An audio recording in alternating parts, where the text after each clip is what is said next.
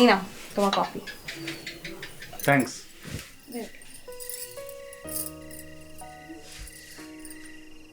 কেমন হয়েছে? অসাধারণ। আমার বউ যেটাই স্পর্শ করে সেটাই কেমন যেন অনেক অসাধারণ লাগে। ইস, তাই? আচ্ছা, তোমাকে তখন দুলাভাই কেন ডাকলো? আচ্ছা বাদ দাও। আচ্ছা একটা কথা বলো তো, এই দুলা ভাইয়ের সাথে আপার রিলেশনসটা কেমন?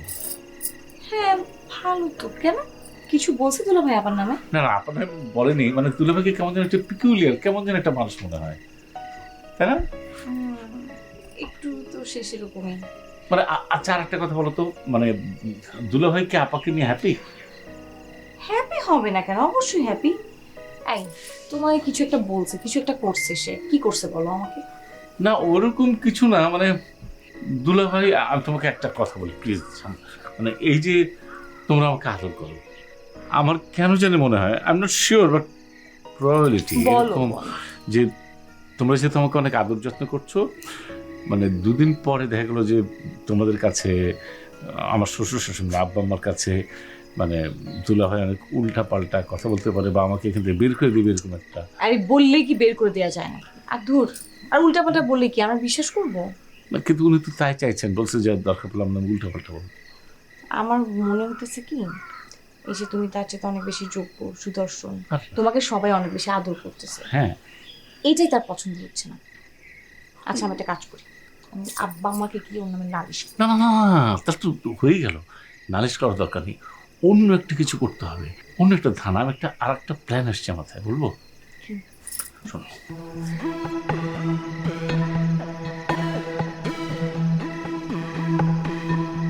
এই যে দেখছো, তোমার সাথে কথা বলতেছি, আমি কিন্তু কপি খাওয়াতে ইচ্ছে দিচ্ছি। আরে বাবা রে, শোনো, ঠান্ডা হয়ে যাবে। ঠান্ডা হয়ে গেছে একটুখানি। এই দুলা ভাইয়ের জন্য তো বুদ্ধি খাটানোটাও বেকার। হ্যাঁ, পিকুলিয়ার মানুষ। কিন্তু লোকটা ভালো না, আপাটা কত নাইস দেখো। এই জবা, আই। কি আপু, বড় দুলাভাই চলে গেছে? হ্যাঁ, চলে গেছে। আমি তো একটা জিনিস বুঝতে পারছি না আপু, তুমি আমাকে ডাকলে দুলাভাইয়ের সাথে গল্প করার জন্য, আর দুলাভাই আমাকে বললো পালিয়ে থাকার জন্য। এর মানে কি আপু? তোরা তো মানে বুঝে লাগবে না, তোরা যখন ডাকবো তুই তখন আসবি, ঠিক আছে? ঠিক আছে, হাসি দুলাভাই, আসসালামু আলাইকুম। আসসালাম। থ্যাংক ইউ, যা। এই, আমার কিন্তু ভয় করতেছে, দুলা ভাই যদি বাসায় গিয়ে উল্টাপাল্টা কিছু বলে।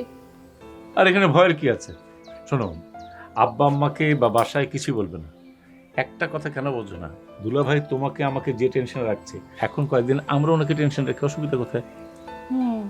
সেটা ঠিক আছে, কিন্তু আপাকে যদি কিছু বুঝায়, চলো চলো গিয়ে দেখি। আচ্ছা ঠিক আছে, এত টেনশন কেন? তুমি কার সাথে আছো? আসলে হ্যালো,